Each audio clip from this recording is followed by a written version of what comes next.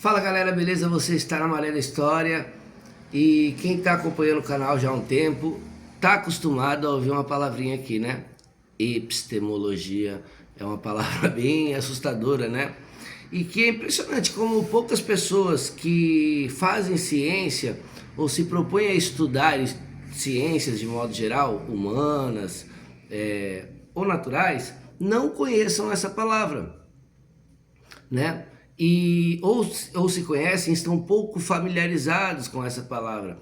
E penso eu que todo pensador de todas as áreas, de verdade, gente, seja da filosofia, da sociologia, da biologia, ou então da, sei lá, da física ou da engenharia, tem que ter alguma relação de intimidade com esta palavrinha epistemologia, e é isso que eu vou tentar explicar aqui hoje, beleza? Mas antes de qualquer coisa, deixa seu like, deixa seu comentário, se inscreve no canal, mas é sério, cara, não se esquece de deixar o seu comentário aqui, porque ele é muito importante. Tudo isso é um pagamento vital que você faz aqui pro canal. Vocês podem ver, galera, que o canal ele é bem pequeno ainda, né? Então, a gente precisa de algum contraponto a esse material que a gente oferece. É o like que você dá, é o comentário que você faz, tá? E antes de tudo, antes de começar de fato, justamente você pode comentar sobre se te interessa continuar falando de psicanálise aqui. Por quê?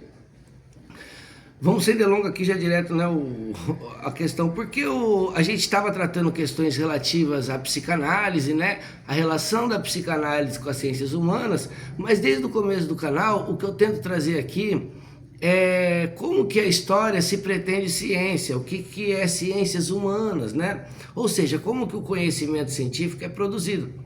E justamente isto é epistemologia.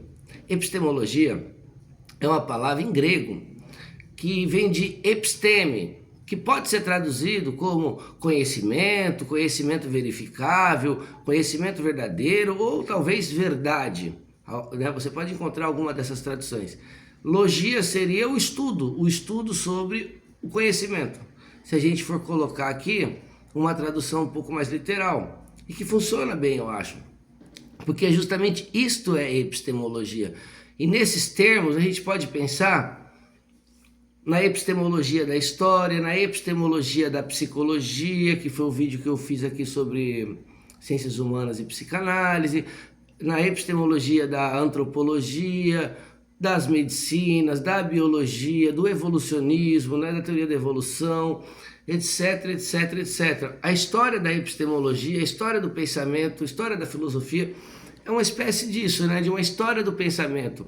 A gente entender como que determinado pensamento chegou a ser do jeito que ele é. Quais são as bases epistemológicas. E esse debate, ele vem, né, como é uma palavra em grego, lógico que pode ter outras culturas também que fizeram algum tipo de algo similar ou analógico assim, a epistemologia, mas como é uma palavra em grego, foram os gregos que começaram a ter esse campo próprio, né, chamado de epistemologia de pensamento. E vem muito da tradição dos pré-socráticos. Agora eu não me lembro se é o Heráclito ou Parmênides, me perdoa, que tinha muito essa questão da episteme, eu acho que é o Parmênides, que é anterior a Sócrates, né? Está ali bons anos antes de Sócrates, 300, 400 anos. Se a gente deve produzir episteme, que é conhecimento, ou se devemos produzir doxa, que é opinião. Eu não me lembro agora se é o Parmênides ou o Heráclito, eu estou em dúvida. Porém, essa tradição chega ao Sócrates, né? E é uma questão muito central na epistemologia grega e, por consequência, ocidental, de modo geral. Existe a verdade pode ser conhecida, o que é esta tal, entre aspas, verdade, ou não, tudo é uma questão de opinião, tudo é uma questão de ponto de vista. Então, há uma objetividade na busca e na produção do conhecimento, ou há uma subjetividade que se pressupõe, que se impõe sobre a objetividade. A gente pega, por exemplo, o Gorgia, que é um dos poucos sofistas que nós conhecemos, também, se eu não me engano, é o Gorgias, né? Porque eu não preparei conteúdo, mas os sofistas, de modo geral, têm esse pensamento do quê? De que o homem é o centro das reflexões, né? Então, tudo é em relação ao homem, é relativo ao homem. O sol é grande ou pequeno? Depende em relação ao quê, né? Então, isto é central no pensamento epistemológico ocidental. E você pode pegar, por exemplo, desde os pré-socráticos, Heráclito dizendo: o pensamento deve ser aquilo que focado naquilo que vai se transformando, e a gente deve observar e entender a transformação, enquanto Parmênides diz: não, o conhecimento deve se preocupar com aquilo que permanece, porque isso é mais importante, o essencial, o ser. Então vamos se criando modos de pensar epistemologicamente opostos, ou aparentemente opostos. Aí você pega, tem Sócrates vai gerar Platão, e Platão tem uma epistemologia do pensamento, das ideias inatas, né, do mundo das ideias, valorizando a reflexão como fonte de pensamento, de filosofia. E já Aristóteles vai aparecer, que é aluno de Platão, com uma proposta epistemológica diferente do Platão, né? Onde a experiência, onde a divisão dos conceitos, dos conhecimentos se encontram mais no objeto do que no sujeito, né? Então, se eu quiser conhecer sobre plantas, eu preciso estudar o seu processo de funcionamento, eu preciso dividir em partes, analisar, etc. E a gente pode dizer que há uma divisão epistemológica muito clara assim, né? O conhecimento parte do sujeito, ou seja, do cientista ou da pessoa que pensa, ou o conhecimento está no objeto, ou o conhecimento é uma relação entre sujeito e objeto, né? Esta é uma questão epistemológica central, entende? E aí a gente tem vários debates, né? O que é ciência? Como se formou a ideia de ciência? Como se formou a ideia de método? Isso é atemporal? Ou isto é temporal?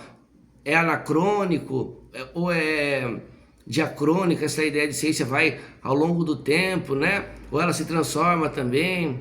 Esses debates, psicanálise é ciência, não é ciência? História é ciência, não é ciência? Todos esses debates são debates de ordem epistemológica, entende? Então, eu acho que é um debate central no pensamento, a epistemologia. E é isso que a gente faz aqui, né, gente? Como que a gente pode pensar a história como ciência, como que a gente pode pensar a antropologia, ciências sociais de modo geral, e a psicologia, uma psicologia preocupada mais com o comportamento, mais objetivista, ou uma psicologia mais subjetivista como a psicanálise, a fenomenológica, e entre outros, a Gestalt, que está no meio termo ali. Então é muito interessante, eu gostaria muito de trazer esses temas aqui, de modo geral, né, em relação à filosofia, ou à história, às ciências humanas, ou à psicanálise. Aí eu quero que vocês decidam aí, inclusive, o que vocês querem que a gente continue. E aí fica fácil para mim gravar vídeos curtos, com temas rápidos assim, e vou fazendo aqui com frequência. Vocês preferem que eu venha falar agora de filosofia, e a gente vamos caminhar assim na história do Ocidente, ou vocês preferem que eu já pule para a questão da psicanálise, e a gente vai entender a epistemologia do pensamento psicanalítico, claro, com algumas pinceladas na filosofia e na literatura, e estudar mais ou menos a obra do Freud, como aqueles livros que eu apresentei no vídeo anterior, se você não viu, vai lá, ou continuar na onda da história e eu penso no assunto. Seria muito legal que você deixasse um comentário a respeito desse tema, desta questão aqui pro canal, beleza?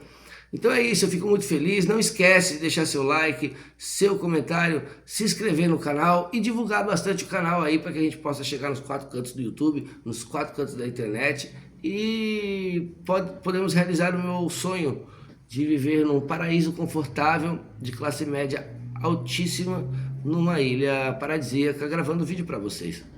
O que vocês acham dessa ideia? Me parece legal. Você pode começar dando like aí e o comentário. Valeu!